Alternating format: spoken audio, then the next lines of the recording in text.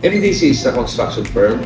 We are also the direct arm of Ayala Land, the construction arm of Ayala Land. Meaning, parang si Ayala Land is the developer. Automatically, all their projects will be under or constructed by MDC. Kami ang construction arm niya. Then, we will have it bid to other subcontractors. We will divide the scope. But on top of it, we are the general contractors. It's the one of MDC, Makati Development Corp. We handle the construction.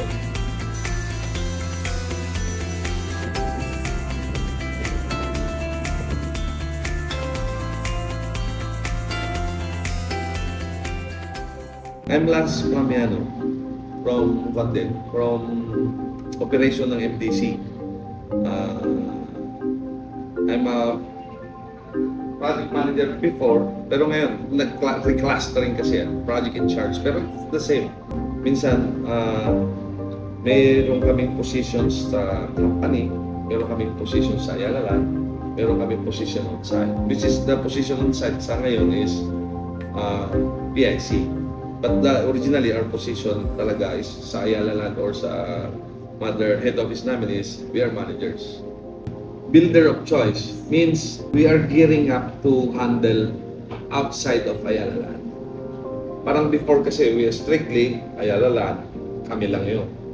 Then if builder of choice, so we will cater also the project of government or other developer kasi di ba parang before doon lang kami sa comfort zone. Possibly in our side, comfort zone lang. But how will you prove if you're a world class if you can do other or you cannot cater other developers also? Kung magaling ka, dapat lumabas ka rin. Yun yung challenge sa amin ngayon, to handle other projects. Concepts to construction, since hindi kami directly to the concept, but major concept yun eh, pinaka-major. Kasi for architectural students, parang major concept tayo. Kapag breakdown mo, may small concepts, per area concepts, parang ano. If you change yung regarding concept, minsan pagdating sa amin, it should be cost also. Kasi once the concept is this, kapag may difference ng konti, kailangan in our side, we need to report again what is the change kapag hindi nasunod ng concept. Then it's up to the designing group or the consultant if we will proceed on a certain or sa concept or intent. We call it intent. Yung mga like us architects, hindi natin na-visualize all designs we do. Kapag may design tayo, tapos pagdating sa air conditioning, pagdating sa fire extinguisher, sa mga ganyan, hindi nagko-conflict. We violate codes. So here comes yung maganda yung tanong mo because as an architect, we only design. Minsan, dinidesign lang natin yung isa na mahala na. Pero kapag papasok mo yung building code, fire code, or plumbing code, baka may mali tayo as an architect. Ayun, pag pinagsama-sama natin, then here comes, we suggest, ganito, dito papadaanin, hindi siya safe, hindi siya ganito, kulang siya sa air conditioning, hindi niya kaya yung tonnage, yung capacity ng aircon, kailangan natin mag-provide ng ventilation para gano'n, or kailangan natin ng smoke extraction kasi kulog siya kapag magkasunog, mamamatay. Kapag kailangan ng smoke extract, then that's the time na yung concept ng isang arkitekto is nababago.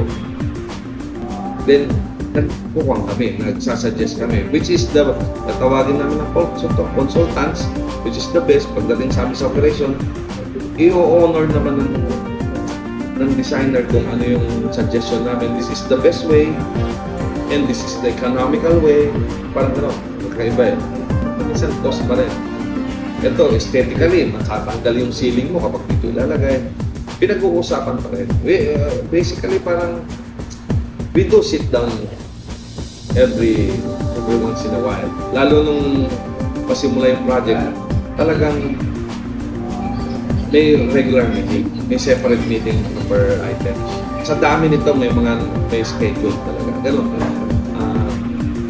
Siyempre, we follow pa rin yung design talaga. Pero kapag mayroong problema o issue, we will report again kung may cost, may hindi makukuha yung pinaka-design.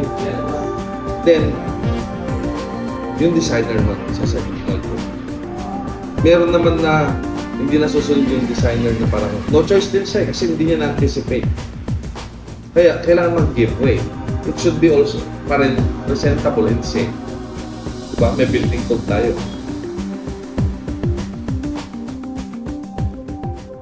Sa construction, we do self-climbing forms. Diba? Yung parang umaangat na siya. Cranes. Lahat ng type of cranes depending sa kailangan namin. Pero pinaka-basic namin is yung fire damper. Viscoelastic Coupling Damper, BCD. Pag nag-earthquake, the damp niya, yung kukompress niya yung sway ng building. It will act as a damper. Then, yung sway ng building is parang sa absorber. That's imported from Japan. Japan technology. Earthquake quad siya. Designed only for this tower. Nung dumating yan sa Pilipinas, in-house namin for 3 years sa air-conditioned warehouse. Ganun tayo importante yan. Siguro basically, yun ang pinakakuha namin sa technology. Then, yung MEVA, kung makikita nyo yung MEVA, brand naman yun. Self-climbing form yun ang tawag. Kung makikita nyo yung building, habang umangat, meron siyang minsan may label na gano'n, tapos naka-bakod siya, naka-wall siya. Yun is as you grow, as you elevate yung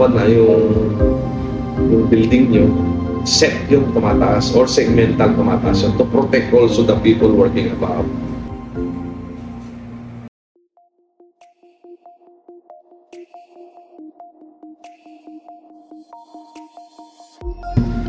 Sustainability, very strict din kami sa environment. We conform also per SBU, lalo sa Makati, sa projects naman. We also donate kung ano mga excess materials, nagbibigay ng mga kasi we stored na certain hub naman yung mga materials namin. Minsan yung iba iniiwan sa site tapos dinodolate namin. Parang gano'n yung learning. So, different operating techniques ang namin to be sustainable din sa kwan. Pero basically yung sa pagdating sa company as a whole, yung binabakapan namin kung ano ang kwan ni Ayala Land. Kasi I think that's the best na ma-sustain na tuloy-tuloy din kami kapag tuloy-tuloy din siya. There's a certain level of competitiveness.